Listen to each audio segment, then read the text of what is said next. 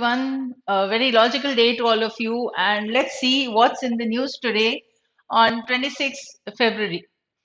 Right. So, you know what is going on in US, in Germany, and Russia-Ukraine war, and the Trump era started again. So, let's see what we have here. The rights rise. If you remember, yesterday I had suggested one or two topics also to read. वहाँ पे I had given you the extreme right and the extreme left वाला पढ़ने के लिए. तो right wing extremism, left wing extremism, ये आपको topics पढ़ने हैं.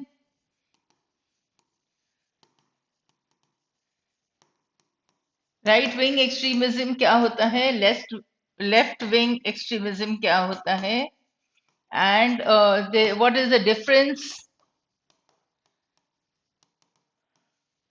how liberal policies are different from extreme right policies. कहाँ कहाँ कैसे कैसे changes होते हैं, what do they focus on, what do they aspire for, ये सारी चीजें वहां पे समझ में आ जाएंगी.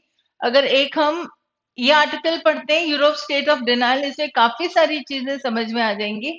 एंड आई वुड सजेस्ट कि आप इन दोनों को एक बार और अच्छे से पढ़ लेना.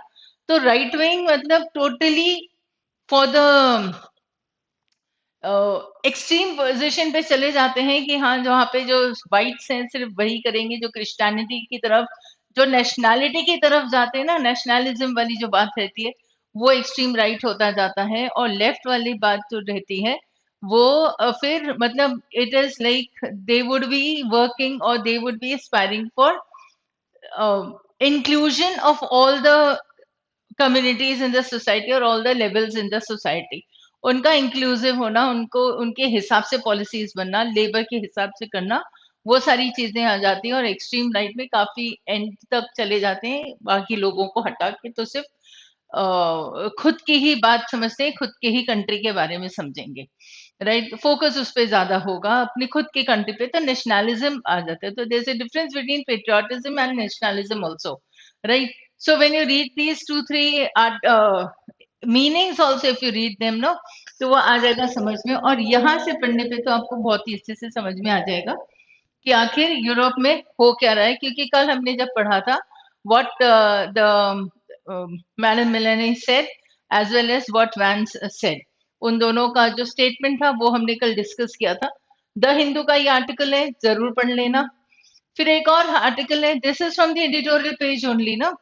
सो द हिंदू का है एक ब्लंट वेपन ना, India should end the net curbs specially when impose without good reason.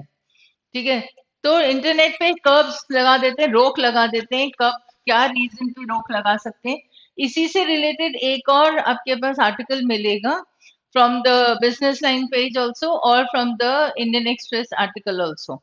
But this is a good one and you can read this from the Hindu. Then wild and safe. Habitat fragmentation has led to the rise in human wildlife conflict. अब एक different genre हो जाएगा आपका, climate change environment के हिसाब से आपके पास ये एक आर्टिकल हो जाएगा. So the previous one is, this is about the internet and the government policies, and this is about politics. तो आपके पास तीन तो आप द हिंदू में से पढ़ सकते हैं आराम से. और इंडियन एक्सप्रेस आज की तारीख में अगर आप पढ़ते हैं, क्योंकि महाशिवरात्रि है, तो Shiva the many in the one, this is written by Shri Shri Ravishankar, वो एक आर्टिकल है वहां पे. It is quite a good one. तो ये थोड़ा सा स्पिरिचुअल की तरफ, मतलब जहाँ पे आपको ये फिलोसफी और ये चीजें समझ में आ जाएंगी, definitely we need to read. तो आप एक ये आर्टिकल पढ़ सकते हैं definitely. US pivot, US pivot जो उसने यूएन पे काम किया है, वही आज भी हम डिस्कस करेंगे. And this is another article that you can read. Looking again at EU. Right. तो अभी जो कुछ भी यूरोप में चल रहा है, कल से हमने ये आर्टिकल स्टार्ट किया था पढ़ना, ट्यूसडे से. तो फिर ये जो भी चल रहा है, ये इसकी क्लैरिटी हो जाएगी आपके पास अगर आप डिफरेंट न्यूज़पेपर्स में से पढ़ लेंगे रिलेटेड आर्टिकल्स. तो this is what I suggest and what we are going to discuss today in the mirror of UN.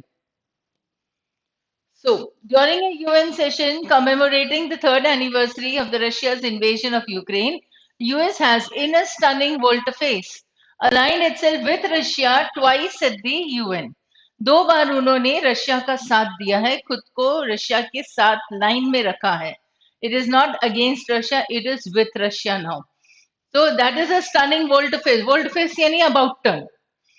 So the US under President Donald Trump voted against a resolution introduced by Ukraine that called for de-escalation, early cessation of hostilities and a peaceful resolution.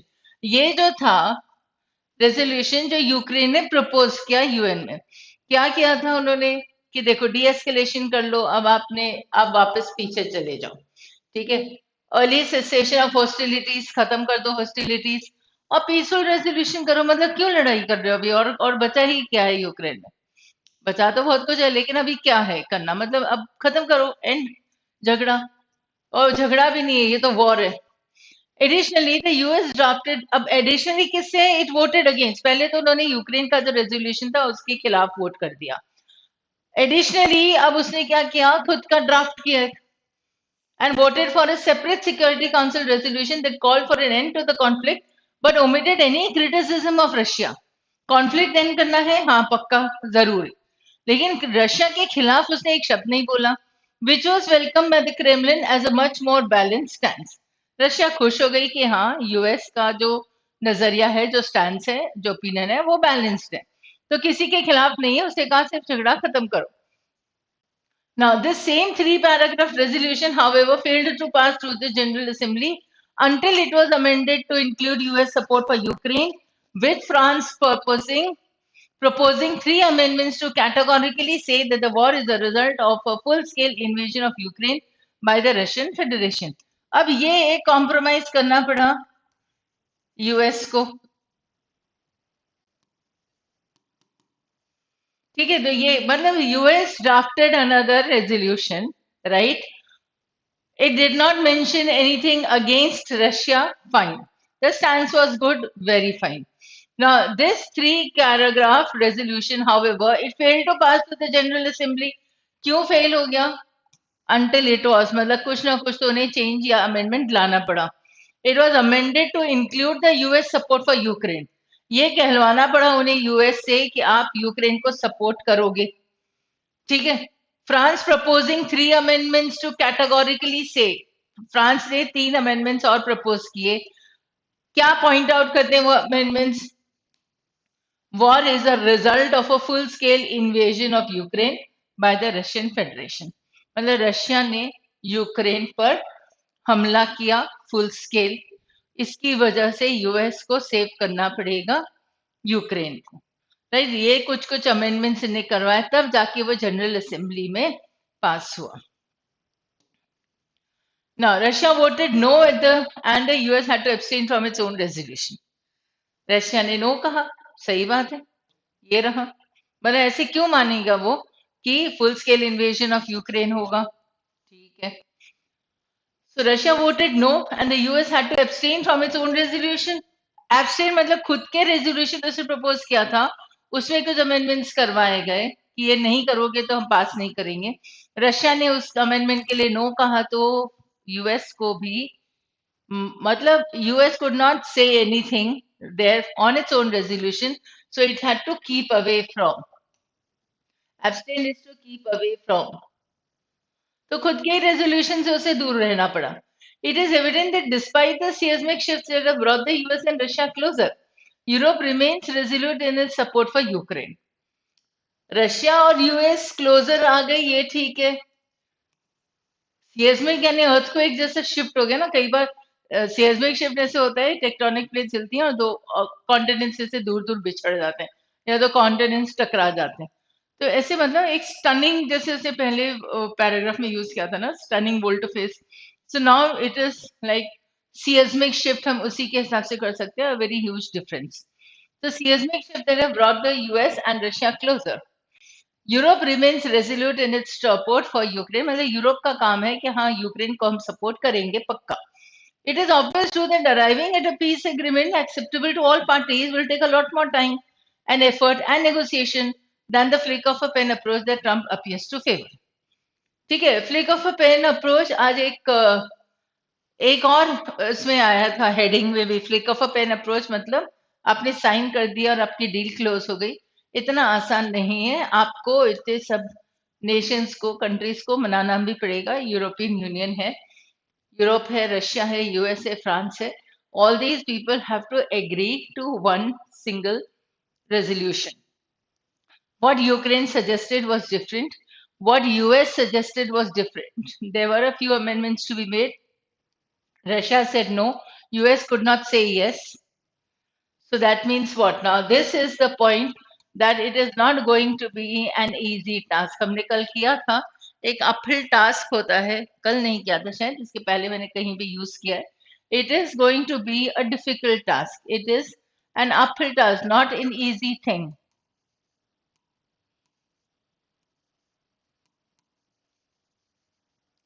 Right? So it is going to take a lot of time and energy and sweat to get all these nations sign on that resolutions to end the US, the war between Russia and Ukraine. ठीक है, तो एक point तो हो गया, ये इतना आसान नहीं है. US stands at the UN displays Trump's determination to foster closer ties with the Vladimir Putin-led Russia. It has to come up with a stronger tie with Russia. ये उसका मकसद है. Apart from the US, countries voting against the resolution included outliers to the global mainstream life, North Korea, Iran and Belarus. तो outliers का मतलब होता है global mainstream के बाहर जो है, तो उनसे इतना ज्यादा ग्लोबल इफेक्ट नहीं होता है, इतना ज्यादा चेंजेस नहीं होते हैं. बेलारूस, अगर तुम्हें याद हो तो कल जर्मनी का जो मैंने मैप दिया था, उसके एक जर्मनी के एक से साइड में इस तरफ, राइट हैंड साइड थोड़ा सा ऊपर, it was like Belarus was there. If you should get that map in your mind.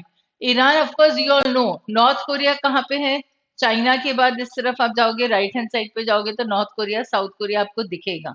ठीक है, तो जब भी हमारे पास किसी भी कंट्री का नाम आता है न्यूज में, तो you should have that map in your mind, और you should come up with searching where that country lies and with respect to other countries also where it is. So, because the politics, the economics, the trade all depends on your neighboring countries also. So these are the outliers. Now, those supporting the resolution included Germany, UK, France, and even Italy, despite its right-wing government under Giorgia Meloni. ठीक है, ये आपको कल का याद होगा अगर आपने कल का आर्टिकल सुना है तो. US was the only G7 nation to oppose the resolution, putting it at odds with its traditional European allies. Even as French President Emmanuel Macron in Washington warned the US president against the surrender of Ukraine. मतलब अगर आप बोलते हो कि Ukraine surrender करेगा तो ये नहीं होने देंगे हम, ऐसा यूरोप की कंट्रीज बोल रही हैं. ठीक है, अब यूएस जो कि वैसे तो ईयू के साथ रहता है, यूके के साथ बनता है, लेकिन अब यूएस जो है वो चेंज हो गया है, रशिया के साथ उसे चाहिए, right. And the six countries of the G7 countries, G7 organization, are for the Ukraine resolution, and only US is against this resolution. That is it. Now, Trump said on Monday that he hopes for major economic development transactions with Russia, while Putin has offered to sell Russia's rare earth minerals to American companies. Rare earth minerals, अगर आपको कुछ मतलब अगर ये पता हो तो China अभी तक लीड कर रहा है रेयर अर्थ मिनरल्स में, राइट. और अभी बाकी की कंट्रीज के पास काफी काफी कम है अभी रेयर अर्थ मिनरल्स, क्योंकि इनको लाने में इनका माइनिंग जो रहता है, जो पूरा प्रोसेस रहता है, that takes a lot many years, 15-20 years लगता है. ठीक है, I remember discussing this somewhere और the other, I don't know where, but I have discussed this. And Putin has offered to sell Russia's rare earth minerals to American companies, including those in occupied Ukrainian territories. Potential business ties amid a larger US Russia detente mark a fundamental transformation in the global order with Ukraine at its center. Right? So now you can see who are for the resolution, right? Who are against the resolution, ये दो काम दिए हैं. और फिर उन्होंने कहा कि यूएस जो है, यूएस प्लस रशिया के जो ट्रेड टाइज हैं वो स्ट्रांग हो जाएंगे.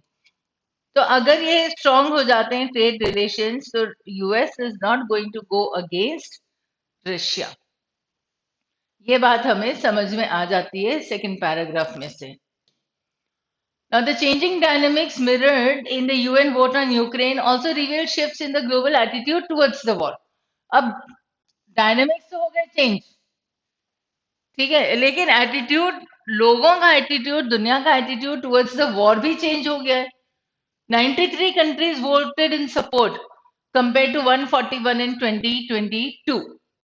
In the first emergency session resolution in March 22 condemning Russia's invasion, only 35 countries abstained. That number has now nearly doubled to 65. तो ये numbers change होते जा रहे हैं।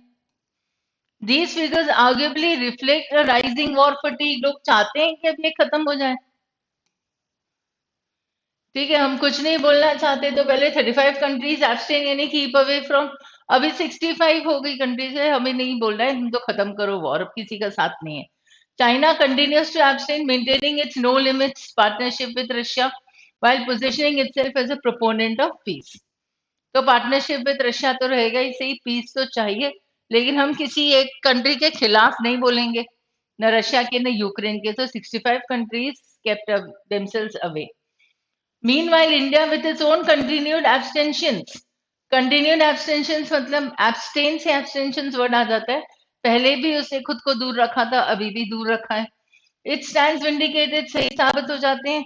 In the face of Russia's violation of Ukraine's sovereignty, Delhi had refrained, सही है, from a direct condemnation and carefully carved out a space for maneuver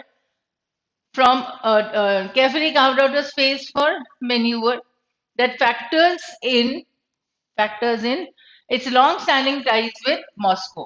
तो उसने अपनी जगह अच्छे से बना ली, उसे किसी के भी खिलाफ कुछ नहीं कहा, अपनी जगह अपनी बात पे वो डटे रहे कि नहीं मैं किसी का साथ नहीं दूंगा, इस तरीके से किसी पर इल्जाम भी नहीं, right. And then it actually came up with its own ties with Moscow, जो काफी बरसों से हैं। So India should continue to protect and enlarge its distinctive space and leverage, sending out a message to friends and adversaries alike that it cannot be arm twisted into taking a position that does not align with its national interest. तो Moscow के खिलाफ उसे जाना नहीं है, एक तो बरसों की सदियों पुरानी दोस्ती है, ठीक है, और दूसरा उसके खिलाफ जाके उसे ये भी नहीं बताया कि यूएस उसका साथ है, यूएस का साथ कब तक दे देंगे, जबकि रशिया तो उसका साथ हमेशा निभाती आई है। तो it could not go against Russia, not for the not for the benefit of the nation also, right? So what has India done? It has kept its national interest, it has given priority to its national interest, and therefore abstained from commenting or abstained from taking a side of either of the countries, whether it is Russia or Ukraine. Doesn't say anything against Russia, and it has kept its own position strong. तो जैसे China ने abstain किया है और उसके trade relations Russia के साथ चल रहे हैं, वैसे इंडिया ने भी एब्सटेन किया है, अपनी एक डिस्टिंक्टिव स्पेस बना ली है, और उसके रिलेशंस मॉस्को के साथ हमेशा से रहे हैं, हमेशा से चल भी रहे और आगे भी चलेंगे, वही उसका सही बात है। And this is what the author is saying, that yes, India's position has to stay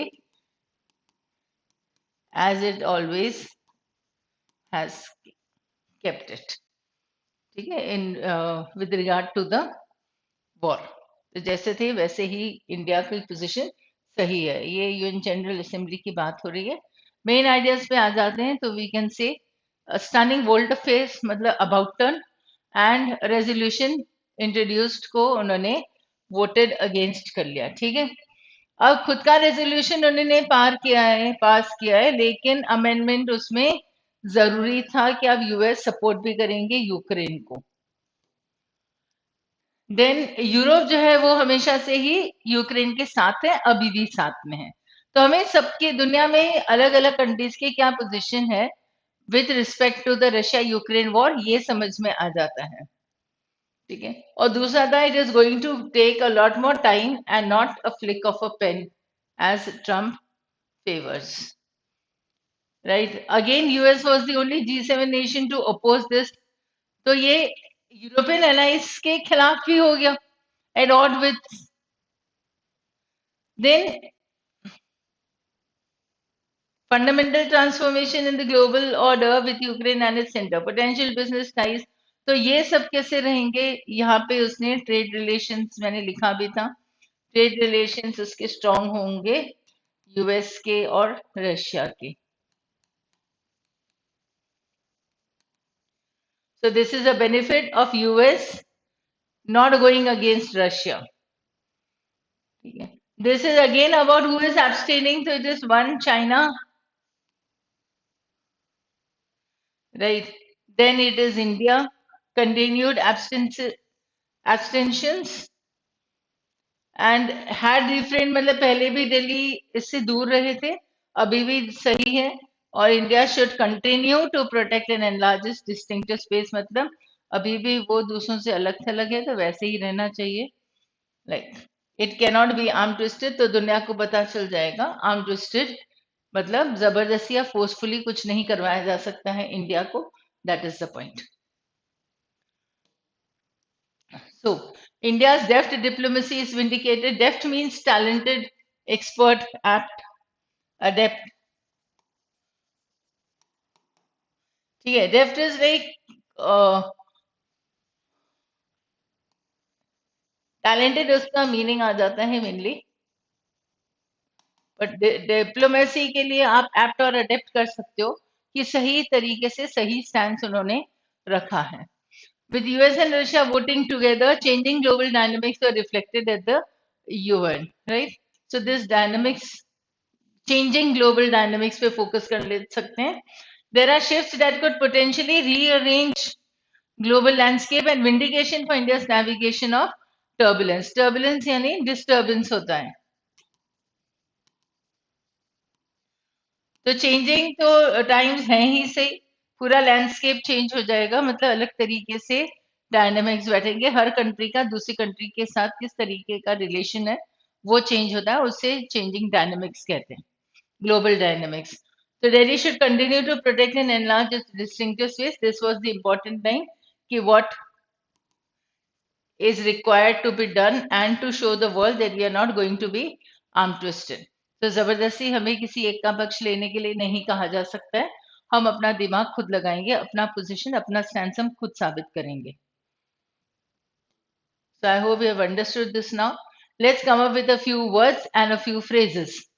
So commemorating में आप memory word relate कर सकते हो, तो in the memory of, com का मतलब होता है टुगेदर, तो इन दी मेमोरी ऑफ जब सब कोई इकट्ठा हो जाते हैं किसी की याद में, तो वो कमेमोरेटिंग हो जाता है, जस्ट टू पे ट्रिब्यूट्स के लिए या कुछ उनकी याद में कुछ बनाए जाते हैं, ऐसे कई सारे कॉन्सर्ट्स होते हैं।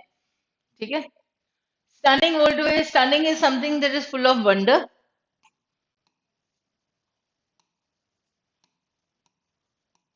सरप्राइज वाला नहीं, ऐसा वाला यहाँ भौचक्का रह जाना, जहाँ मुंह खुला का खुला रह जाता है, जहाँ पे कि अरे ऐसे कैसे हो गया। तो वोल्ड फेस इज अबाउट टर्न, मैं ये तीसरी बात बोल चुकी हूँ।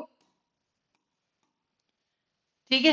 वोटेड अगेंस्ट रेजोल्यूशन, ये समझ में आ जाता है, ये एक फ्रेज है, तो you vote against something.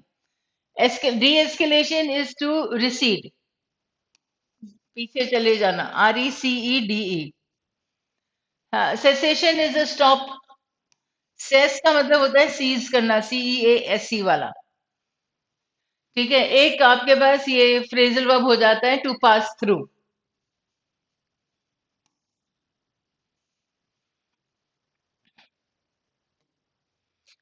सिएस्मिक is use for earthquake.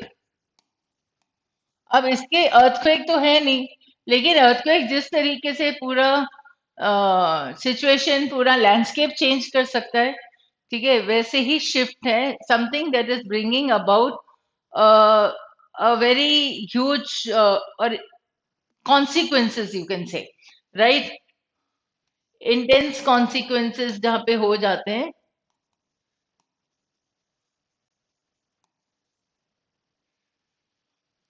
Flick of a pen means quick.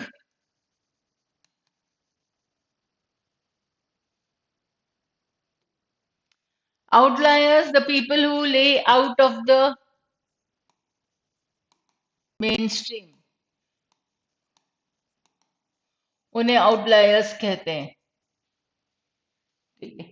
इसका मतलब वो जो सेट पूरा ग्रुप होता है उस ग्रुप में नहीं होते हैं, they lie out of the group, so therefore they are called outliers. Right wing government I told you to read, थोड़ा बता भी दिया है.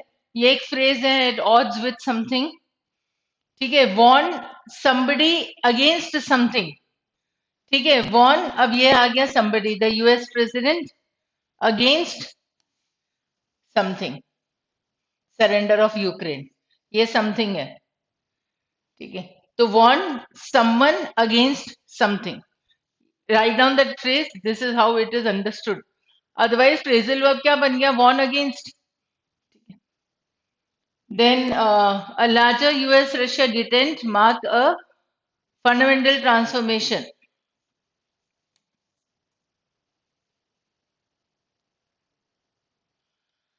Condemning, abstain is to stop again. Just condemning is blaming.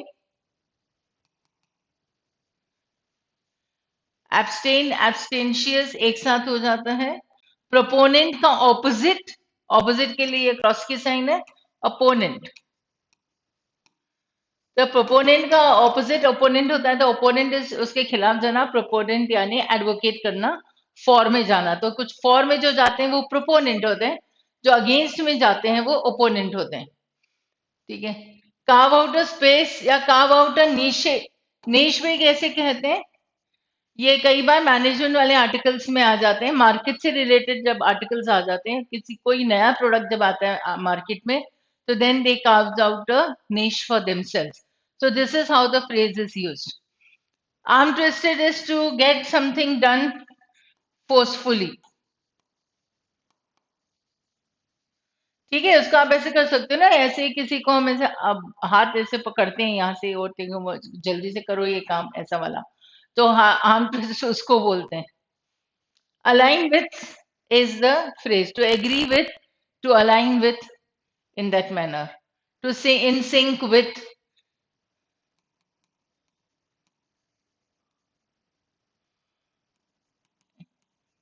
तो इसका मतलब in line with होगा. ठीक है, refrain के साथ from आ जाएगा. To keep away from, abstain from, refrain from. That is how the phrase becomes. Chalo, that's all for today, and stay positive, stay logical.